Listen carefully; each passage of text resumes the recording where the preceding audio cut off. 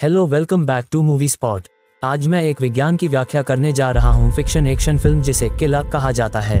Film futuristic Canada में शुरू होती है, जहाँ सरकार ने के जन्म पर प्रतिबंध लगा दिया है। जनसंख्या को नियंत्रित करने वाला दूसरा बच्चा, किसी को भी बच्चे से ज्यादा जन्म देने की इजाजत नहीं है, भले ही पहला मर जाए।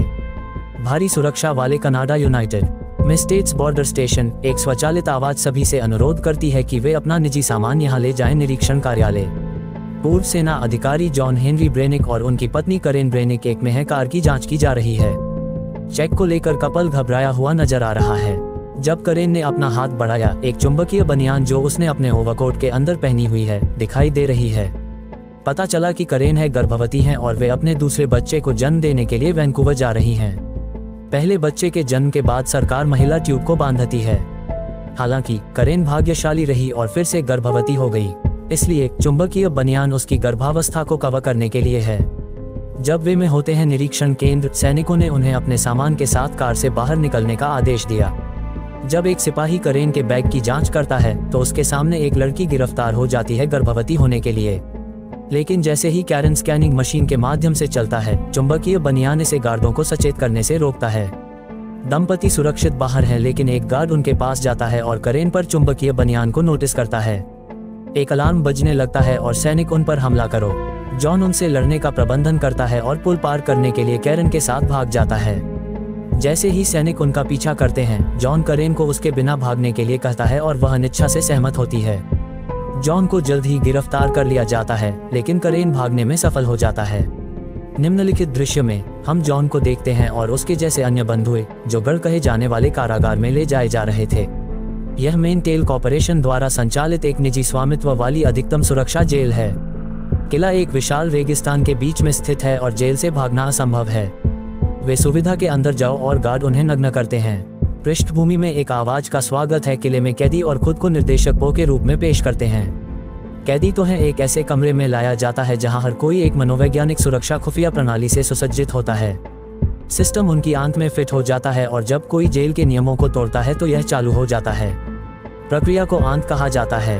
ओ ने घोषणा की कि आरोपण के बाद प्रौद्योगिकी के क्षेत्र में फर्श पर पीली रेखा को पार करने वाले कैदियों को प्रेरित किया जाएगा। उनके पेट में अत्यधिक दर्द होता है और जो लोग लाल रेखा को पार करते हैं उनकी तुरंत मृत्यु हो जाती है। निम्न में से एक कैदी घबरा जाते हैं और पीली रेखा को पार कर जाते हैं। ऐसा करते ही वह दर्द से करा उठता है। वह गलती से लाल रेखा भी पार कर जाती है। आदमी का पेट फूलने लगता है और अंत में फट जाता है। दूसरों को एक लिफ्ट में डाल दिया जाता है जो भूमिगत हो जाती है। पता चला है कि जेल 30 मंजिला भूमिगत है। जॉन और नीनो गोमेज नाम के एक साथी कैदी को फर्श पर छोड़ दिया जाता है। जेड-10 नामक एक निगरानी उपकरण द्वारा उनका स्वागत किया जाता है जो उन्हें भीड़भाड़ वाली जेल की कोठरी में ले जाता है।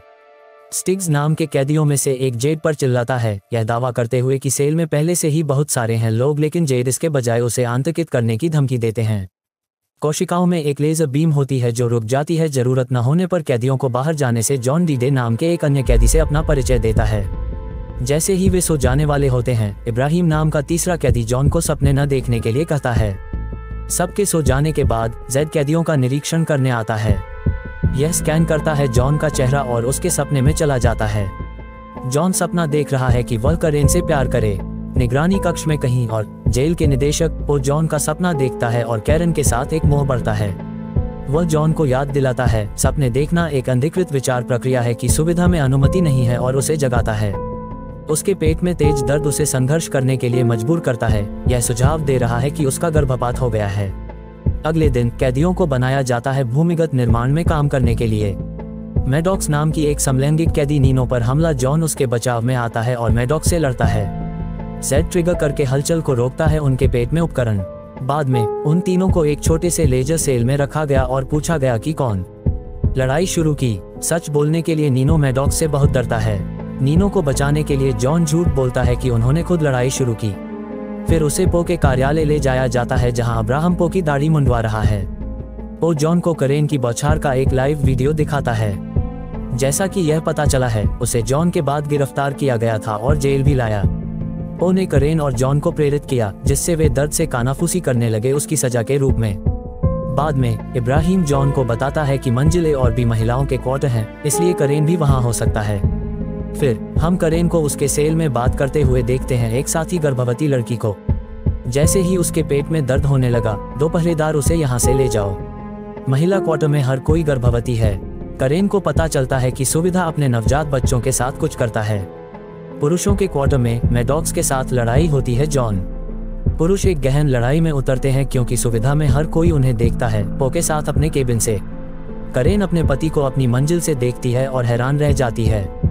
दोनों जब जॉन मैडॉक्स को किनारे से धकेलता है तो पार्टियां खून से लथपथ हो जाती हैं, लेकिन वह उस पर लटक जाता है।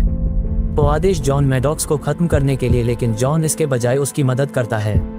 पो मामले को अपने हाथों में लेता है और उपयोग करता है मैडॉक्स को मारने का एक हथियार जो उसके पूरे पेट को उड़ा देता है और उसमें छेद कर देता है। जॉन मैडॉक्स को ढूंढता है, पेट के उपकरण को फर्श पर रखता है और गार्डों द्वारा ले जाने से पहले गुप्त रूप से इसे नीनो को सौंप देता है। निम्नलिखित दृश्य में करेन एक कमरे में चला जाता है जहां जॉन को एक विशाल मशीन में निलंबित कर दिया जाता है। माइंड वाइप चैम्बर कहा जाता है। पो ने उसे जॉन को उनके साथ सहयोग करने के लिए कहने के लिए भेजा है। वे बात करते हैं थोड़ी देर, लेकिन गार्ड उसे जल्द ही बाहर खींच लेते हैं। जॉन मेकिंग के साथ साथ मशीन चलने लगती है उसे मतिभ्रम। यह मैडॉक्स को मारने के लिए निर्देशक पो के आदेश का पालन नहीं करने के लिए उसकी सजा है। जॉन का दिमाग धीरे धीरे टूटने लगता है क्योंकि वह सेना में अपना समय देखता है, उसकी शादी का दिन और इसी तरह। 3 दिनों के बाद पो करेन को अपने कक्ष में आमंत्रित करता है। वह हैरान है कि जॉन के पास है। यह लंबे समय तक चलता है क्योंकि मशीन पर अब तक का अधिकतम 1 घंटा है। वह करेनी प्रदान करता है यदि यूहन्ना उसके संग उसकी सहचरी की नाई उसकी कोठरी में रहे तो उसे स्वतंत्र कर दे। कोई विकल्प नहीं बचा है। करेन सहमत हैं। जब जॉन अपने सेल में वापस आता है तो वह पूरी तरह से ब्रेन डेड हो चुका होता है। वो किसी से बात नहीं करता और दर्द से पूरी तरह सुन्न हो गया है। करेन ने पो के साथ रहना शुरू कर दिया है। एक रात वह पो को कई तारों से जुड़ी कुर्सी पर देखने के लिए जागती है। जैसा कि यह पता चला है कि उसे संशोधित किया गया था एक उन्नत मानव हो। वह सोता या खाता नहीं है, लेकिन महीने में एक बार अमीनो एसिड का सेवन करता है। ऐसा ही होता है जेल में पैदा हुए सभी बच्चों के साथ। वे बनने के लिए कई प्रक्रियाओं से गुजरते हैं उन्नत मानव, ताकि एक दिन मानव जाति अधिक जनसंख्या और भूखमरी से मुक्त हो सके। वो एक था प्रयोग किए जाने वाले पहले शिशुओं में से। जानकारी से करीना हैरान है। 4 महीने बीत गए और जॉन अभी भी ठीक नहीं हुआ है। इब्राहिम उसे बताता है कि करेन का पेट आखिरकार दिख रहा है और उसका बच्चा जल्द ही दुनिया में पैदा होगा। जॉन प्रतिक्रिया नहीं करता है, लेकिन एक आंसू बहाता है। उस रात करेन ने पो को शराब पीने के लिए चकमा दिया जिससे वह बेहोश हो गया। वह नियंत्रण कक्ष का उपयोग करती है जॉन के सपने को नियंत्रित करने के लिए, जिसमें वह जॉन के बच्चे के संस्करण को एक गड्ढे में फंसा हुआ देखती है। वह लाती है उसे गड्ढे से बाहर निकाला, असली जॉन को वापस होश में लाया। उसके कैदी दोस्त हैरान हैं और उसे वापस पाकर खुश हैं। जॉन अब्राहम से कैरन के साथ जेल से भागने में मदद करने के लिए कहता है। इब्राहिम संशयपूर्ण लेकिन वैसे भी जॉन के लिए इसे करने के लिए सहमत हैं। अब्राहम करेन को जॉन के ठीक होने के बारे में बताता है। वह काम करने की उसकी योजना के बारे में चांद पर है। वह दावा करती है कि वह भागने में उसकी मदद कर सकती है और एक योजना बनाना शुरू करता है। बाद में नीनो जॉन को वह उपकरण देता है जो उसने मैडॉक्स के शरीर से प्राप्त किया था। जेल में आने से पहले उनका कैदी दोस्त डी-डे कंप्यूटर का जानकार हुआ करता था। वह प्रदान करता है डिवाइस को अलग ले जाएं और उसका अध्ययन करें। इसके बाद हम देखते हैं कि करेन हीरे की तरह चोरी करता है पो के केबिन से होलोग्राफिक लेंस। वह लगभग पकड़ी जाती है, लेकिन डिवाइस को अंदर छिपाने का प्रबंधन करती है उसका मुंह। वह अगले दिन इब्राहिम को उपकरण देती है और उसे जॉन को देने के लिए कहती है।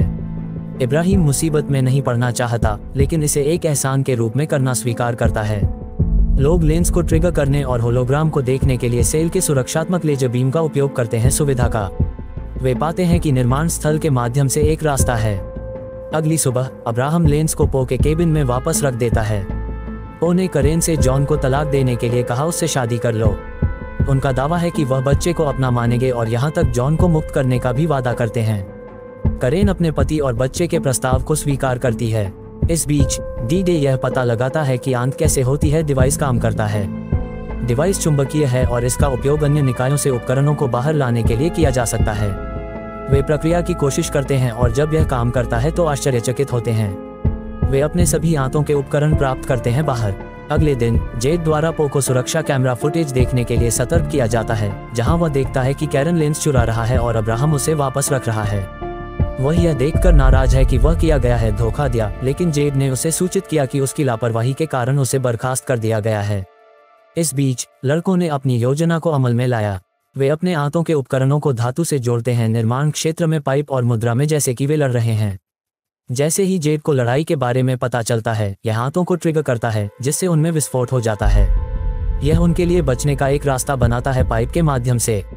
लेकिन पो भाप के वाल्वों को सक्रिय करता है और पाइपों में गर्म गैस भेजता है उन्हें फंसाने के लिए। वह स्ट्राइक क्लोन को भी सक्रिय करता है, जो समूह पर फायरिंग शुरू करते हैं सुविधा के अंदर से। वे अब पाइप में फंस गए हैं। कैदियों में से एक, स्टिक्स, घबरा जाता है और फिर से सुविधा में जाने की कोशिश करता है, लेकिन क्लोनों ने उसे मार डाला। इस बीच अब्राहम सुविधा पर करेन के पास जाता है, लेकिन इससे पहले कि वे कुछ कर पाते, पो उन्हें ढूंढ लेता है। वह इब्राहिम को मारता है और कुछ सैनिकों को कैरन को उसके बच्चे की तरह एक उन्नत इंसान में बदलने के लिए ले जाता है। इस दौरान लोग क्लोनों में से एक को मारने का प्रबंधन करते हैं और पता लगाते हैं कि वह एक उन्नत इंसान भी है। जॉन अपनी बंदूक लेता है और अन्य क्लोनों पर हमला करता है। लड़ाई के दौरान वे सुविधा के अंदर पहुंच जाते हैं। क्लोन अंत में वे एक लिफ्ट जैसी मशीन के ऊपर चढ़ने का प्रबंधन करते हैं, जो उन्हें ऊपर उठाती है। जब वे उन्हें भागते हुए देखते हैं तो जेल में हर कोई उनकी जय जयकार करता है। वे अंत में पो के कक्ष में पहुंचते हैं और करेन से मिलने की मांग करते हैं। स्क्रीन डॉक्टरों को कोशिश करते हुए दिखाती है उसके बच्चे को निकालने के लिए। जॉन ने पो को डिलीवरी बंद करने की धमकी दी, लेकिन जब से उसे बर्खास्त कर दिया गया है, सिस्टम उसकी आज्ञा नहीं लेता है। हत्या करने वाले उपकरणों में से एक लोगों को पहचानता है और कोशिश करता है उन्हें गोली मार दे, लेकिन वे जल्दी से इसे चकमा दे देते हैं, जिससे पो इसका शिकार हो जाता है। पो की मृत्यु के बाद डी-डे हो जाता है। नियंत्रण कक्ष और डॉक्टरों को करेन पर प्रक्रिया करने से रोकने की कोशिश करता है, लेकिन उससे पहले प्रक्रिया को पूरा कर सकता है, एक क्लोन उसे गोली मार देता है। जॉन क्लोन और एक घायल डी-डे को मारने का प्रबंधन करता है। अपनी अंतिम शक्ति के साथ पूरी सुविधा की विद्युत प्रणाली को निष्क्रिय कर देता है। डॉक्टर रोक देते हैं फिलहाल की प्रक्रिया। सुरक्षा व्यवस्था फेल हो जाती है और हर कैदी भागने लगता है। जॉन और नीनो ही बचे हैं। वे करेन की तलाश में जाते हैं और उसे वहां से ले जाते हैं। डॉक्टर तीनों एक वाहन में सवार हो जाते हैं और अंत में सुविधा से दूर भाग जाते हैं। वे तभी रुकते हैं जब वे सीमा पार करते हैं और मैक्सिको पहुंचते हैं। करेन में जन्म देने वाली है। जब वे वाहन चलाते हैं तो शेड अपने आप चलने लगता है, जैसा कि यह पता चला है कि यह अभी भी सुविधा द्वारा नियंत्रित किया जा रहा है। यह नीनो को मारता है और उसे मार देता है। जॉन से लड़ने के लिए बाहर जाता है। वाहन के रूप में कैरन शेड के अंदर श्रम में है। जॉन हथियार से वाहन पर हमला करता है पहले और इसे विस्फोट, लेकिन वाहन शेड से टकराता है और करेन अंदर दब जाता है। इसके अवशेष एक व्यथित जॉन अपनी पत्नी की तलाश करता है और उसे पास में सुरक्षित पाता है। उसका एक नवजात शिशु है उसके हाथों में। फिल्म समाप्त होती है क्योंकि दोनों अपने बच्चे को आकर्षण में देखते हैं। इस तरह के और वीडियो के लिए सब्सक्राइब करें, नोटिफिकेशन ऑन करें और चैनल को मदद करने के लिए लाइक करें। देखने के लिए धन्यवाद।